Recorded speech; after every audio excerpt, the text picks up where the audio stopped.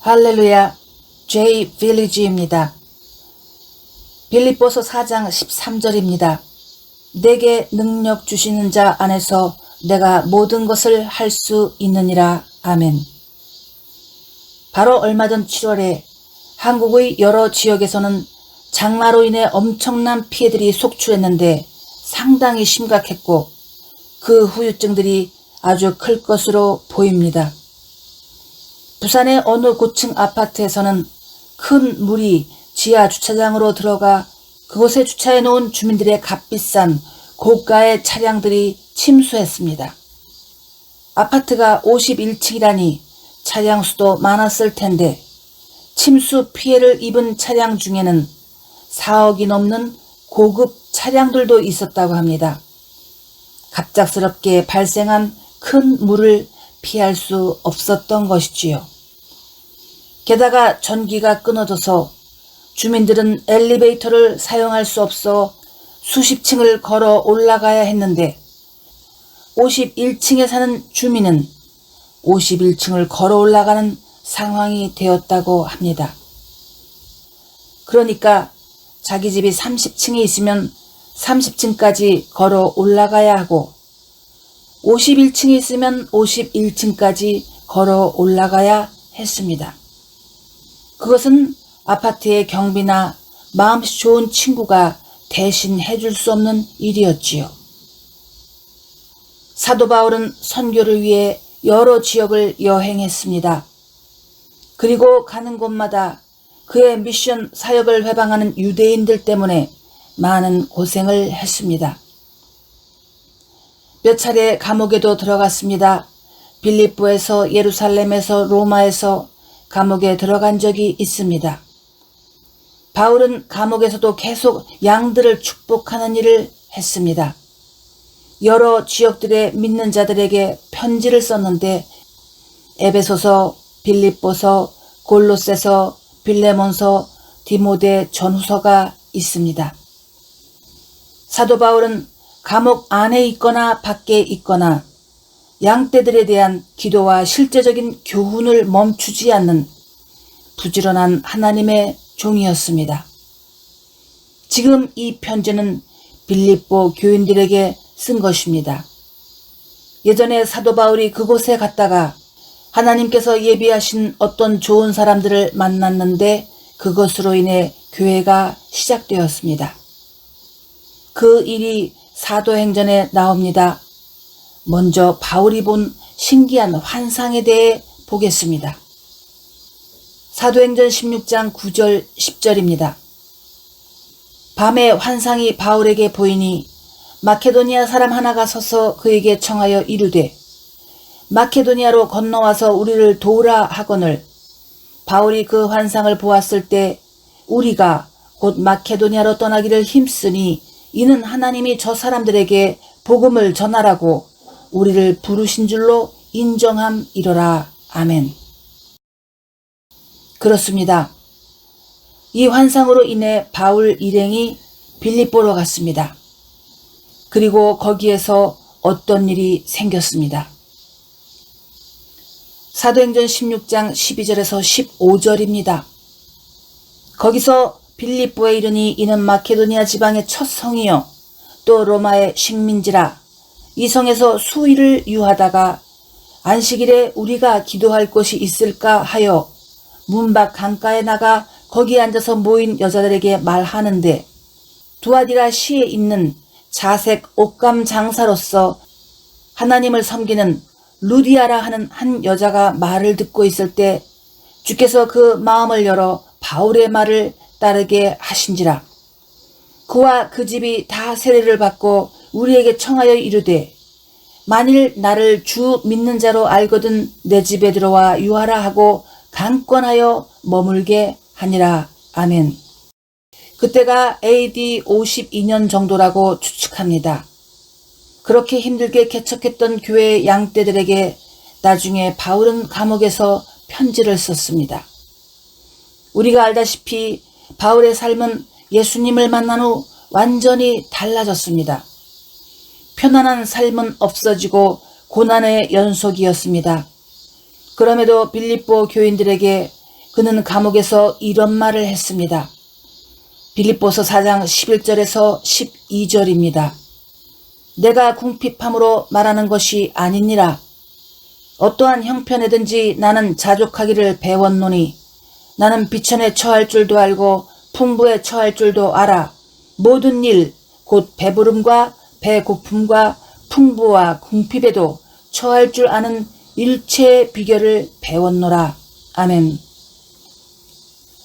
그리고 이 말을 연이어 했습니다. 13절입니다. 내게 능력 주시는 자 안에서 내가 모든 것을 할 수 있느니라. 아멘. 그런데 오늘날 현대인들은 이 말을 어떻게 사용합니까? 11절, 12절은 쏙 빼고 13절을 유독 사랑하며 I can do in Jesus 이것을 외칩니다. 내가 모든 것을 할 수 있다. 내가 모든 것을 할 수 있다.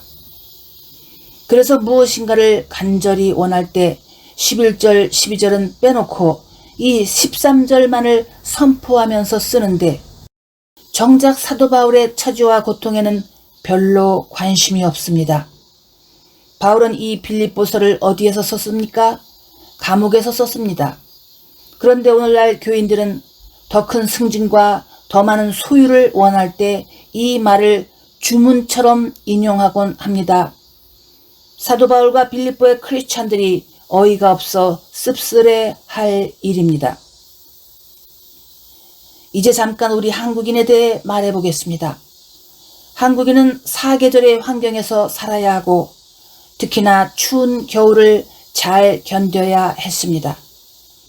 지금은 너무 많은 그린하우스 농사로 인해 겨울에도 딸기가 저렴한 가격에 풍부하고 푸른 채소들도 넘쳐 흐르는 것 같습니다. 너무나 저렴해서 이것들을 키우는 농부들이 과연 소득을 제대로 만들 수 있을까? 걱정이 될 정도인데 게다가 봄이 오고 여름이 오면 채소 가격은 더욱 저렴해집니다. 나는 계시록을 읽을 때마다 우리가 누리는 이러한 풍부함이 과연 언제까지 지속될까 생각하곤 합니다. 예전에 한국인들은 겨울을 잘 보내기 위해 필요한 것이 있었는데 그것이 겨울김치, 즉 김장김치에 소금에 절인 염장식품들이었습니다. 그리고 사철 사용할 수 있는 된장고추장도 중요한 식품이었습니다. 특히 된장고추장은 좋은 발효식품으로 집집마다 매우 소중해서 예전에는 아주 큰 독에 담아 몇 년씩 사용하곤 했지요. 이것은 열대지방에 사는 사람들은 상상할 수 없는 스타일입니다. 어쨌든 지금도 한국인들은 가는 곳마다 김치나 된장이나 고추장을 늘 가져갑니다.